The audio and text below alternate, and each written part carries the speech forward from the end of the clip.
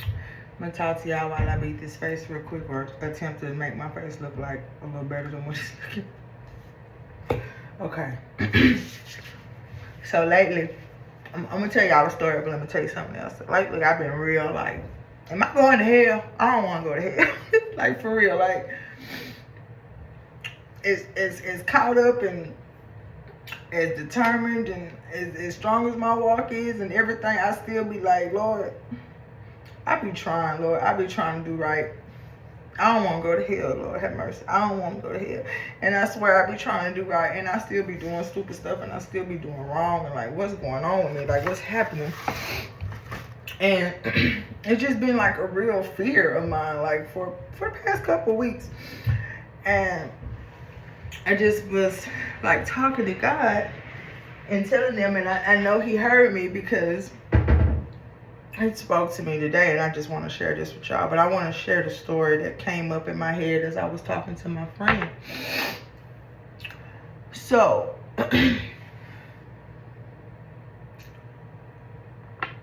it's always going to be a time where you're trying to do right, and it just seems like everything you're trying to do is just wrong. We strive to be like Christ, and we aim to be like Christ, but it's so hard to be perfect because we can't be perfect. There's no such thing. Like, how we gonna be perfect?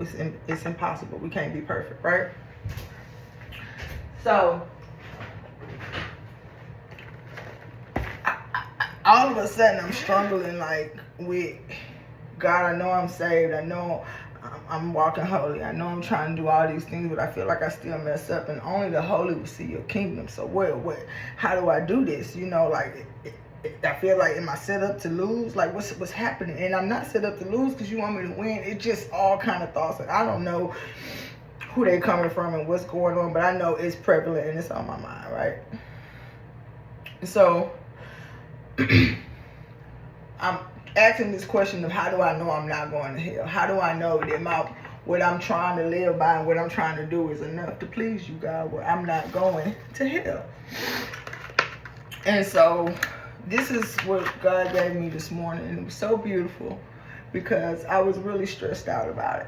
And so I'm talking to my friend, my husband actually, and we talk about how time is running out and how people not really taking, you know, this period in time seriously, these signs seriously, and they're not waiting. You know, they're just not taking it seriously. And my husband made a comment saying, you know,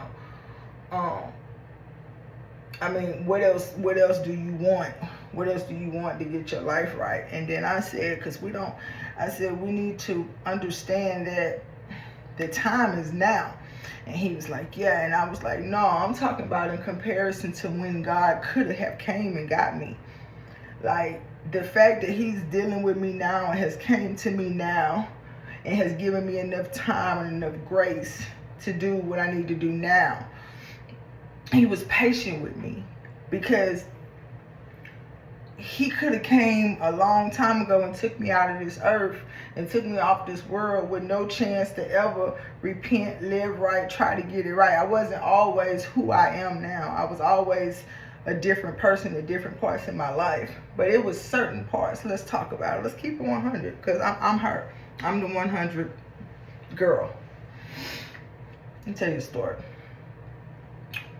The person you see before you now, at one time, was a dancer, and I ain't talking about ballet, I'm talking about stripper.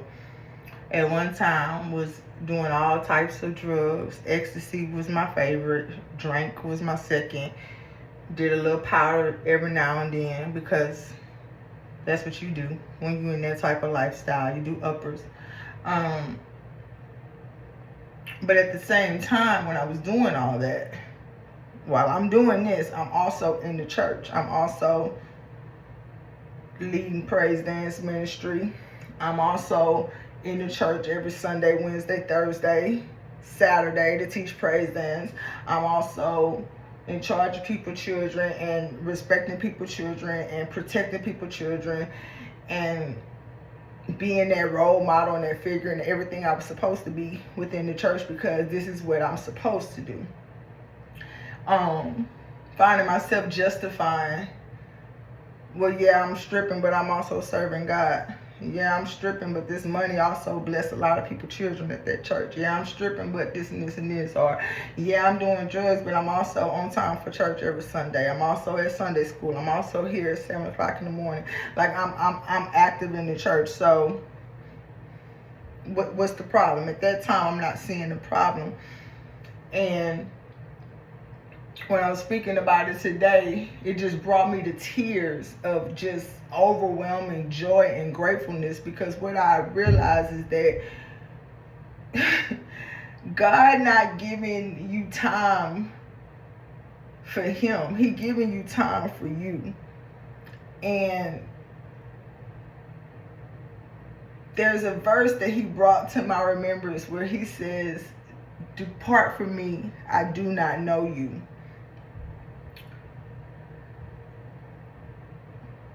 He could have came and got me then. I could have died for many reasons. My life could have been gone for many reasons when I was living that lifestyle. He could have came and got me then, and I would have went to hell. He could have came and got me then, and I would have had to see him, and he would have said, "Depart from me, I do not know you." And then what goes after that verse is when the person is saying, "But God, did I not do this in your name? Did I not cast out demons? Did I not do this in your name?" And I would have asked that same question. I would be like, "God, did I not teach praise dance? Did I not go to church every Sunday, Wednesday, Thursday, Saturday? Did I not choreograph praise dances? Did I not worship you? Did I not still do what I was supposed to do? Did I not honor you?" And he's going to tell me, "Depart from me, I do not know you," because you can't enter his kingdom if you're not holy. You can't enter his kingdom if you lukewarm. You can't enter his kingdom if you 1 foot in the world and 1 foot out of it. Like, you can't. And I think I'm talking more to the Christians that are playing than the non-believers. Because at least the non-believers, they just don't know better. It's the believers that feel like they're doing everything that they're supposed to do. We're doing everything to walk we're supposed to walk. But we still allow sin to be in our life. I'm talking intentionally invited, welcomed, self-initiated sin. I'm not talking about stuff that's just happening around you. I'm talking about me being the stripper and also teaching praise dance ministry. It's ridiculous. And if God would have taken me at that time, I would have went to hell thinking that I was still doing the right thing, because I gave God some of my time. I gave him a lot of my time. I did a lot in his name, and I'm thinking that's good enough. But I'm also out here stripping and busting it open, and everybody can tell you how my vagina look in Houston, Texas. So what are we really talking about here? And so when you're dealing with those two things, the secular world and the spiritual world, mine is drastic. Mine was stripping, drugs, fornicating, all the things, okay? I'm not ashamed. I just want people to know that don't let nobody glue your pieces of your life together. Like, if God has brought you out of that and you've been delivered from that, be delivered, and don't let nobody make you feel no type of way. That's why I'm transparent. That's why I always say I walk with my skeletons next to me, because I'm not finna bury no dead skeleton for no risen Jesus. So it's all good. Like, y'all can see what's going on, because that might minister to somebody. It might not be stripping for you. It might not be drugs for you, but it could be lying. It could be ego. It could be pride. It could be stealing. It could be fornicating. Like, you can be the deacon wife in the church. You can be the first lady of the church. You can be all these people that you're supposed to be in the church. But if you somebody else outside of the church, it's going to be an issue. And a lot of people are so focused on what they do in the church and that it stays right there in the church. And I'm trying to be careful how I say, because church is important. Church is important. What I'm saying is, it matters how you live outside of church. You can't just be holy at church, and you can't just minister to people at church and don't tell nobody about Jesus when you step out the door. You can't minister to people in church and then cuss somebody out as soon as you hit the freeway. You can't minister to people in church and tell somebody you wish they would try you. Today is the day, and that's what's up. You can't live like that. And when I say the time is now that now you Christians, you that do have Jesus, you that are saying that y'all are walking right, you that are saying I'm doing this, this, and this, I know I'm good, John 3:16, I'm saved, I'm baptized, I'm doing this, however, I'm still doing this and I'm still doing this, but that don't matter because I'm giving God most of my life. Like anything you're doing outside of God is sin. And if you know that you're supposed to be living a certain way, live that way. Thank you, God, for your grace of not taking me then. He helped me understand that no, you're not going to hell, because you are fully aware of what sin is and you are fully in control of trying to fight it.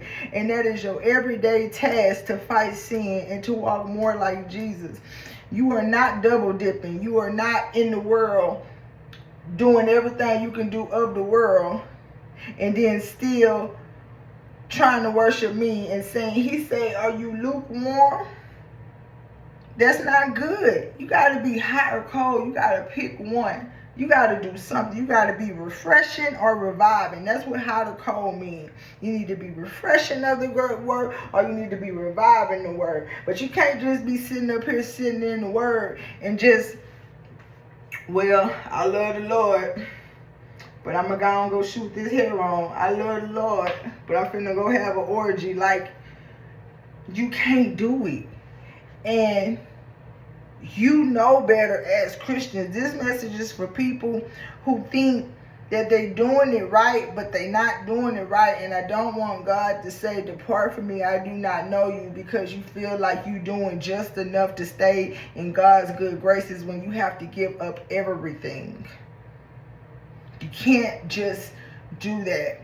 So we have to be grateful in this moment of 10 years later, 15 years later, 5 years later, 25 years later, whenever God has come and realized that now that you are intentionally trying to walk this walk of spirituality and holiness and walk like him, you have to understand that it's nothing but grace that God has even allowed you to be in his presence in this moment, and to allow you more time and grace to get it right.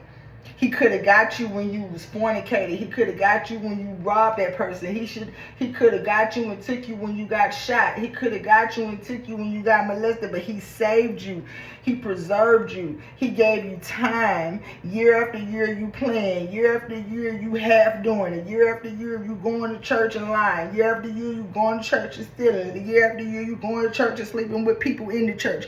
Now that you have gotten some wisdom and some common sense and some holiness about you, you got to go 100% with it and understand that every day that God gives you is a day of grace for you to get it right. Not for him, for you. It's for your soul to be saved. Every day that you wake up is a blessing, because he's giving you another day to get it right, not to get it wrong. He's not giving you another day to turn up and act stupid and act ridiculous and rebuke everything holy. He's giving you another day to rebuke everything evil. He's giving you another day to say, I'm going to strive to be more like Jesus. Let me intentionally do this. Let me intentionally try to exhibit the fruits of the Spirit.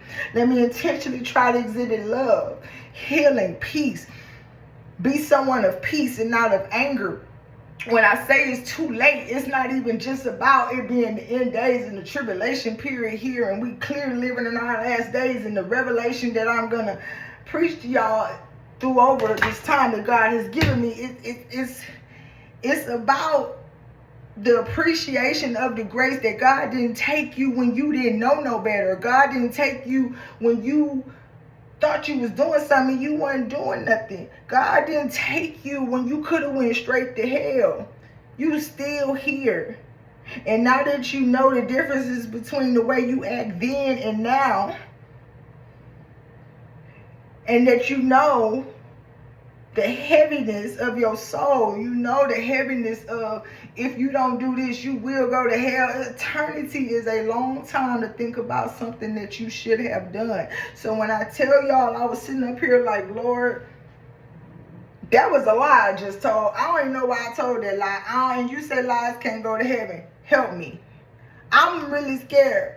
But me calling out a lie, me staying on top of that sin, me staying on top of that evil, me casting it out at every moment when I see it, means that I am trying. And that no matter what I do, I'm not going to be perfect. And those sins Jesus died for. Not for me to add a pile on to him, but because I'm human and he understands it, because he walked down here as God made flesh. The whole point, don't let God say to you, depart from me, I do not know you, because you think you are doing enough to get in heaven. And you think that the other stuff that you know is very, very much so against what God say. You're still partaking in that, and you're thinking somehow it's going to balance out even the scales. It's not. Don't let your work be in vain. Everything you do for God, do it holy, do it with prayer, do it with full submission, knowing that I cannot continue to live of the world and of God. It does not exist.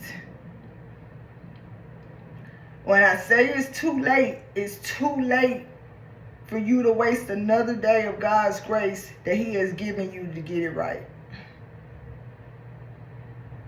You know that you could have been dead a long time ago. You know that you should have been in jail a long time ago. You know that God could have exposed you a long time ago. And he has done none of those things. For what? For you. Because he loves you and he wants you to get it right, so you can be with him in heaven forever. He loves you. He made you. He created you. He does not want you to be there. This is not a system set up to fail, but it is a system of obedience. You do have to be obedient. You do have to walk holy. Your yes got to be a holy yes. It can't be a yes, and then I'll still do something else. It got to be a holy yes. Can we get a holy yes for the people, please? So, don't take this day for granted. Don't think that this day went to waste if you didn't do everything that you think you should have done. If this day, the only thing you did was try to strive better to be holy and not do the stuff you did yesterday that was not, and to let your holy yes be true, then you've done a lot. Because every day God wakes you up, he is giving you a chance to get it right. Don't waste your days. Don't waste them. That's all I got to say. That's all I got to say.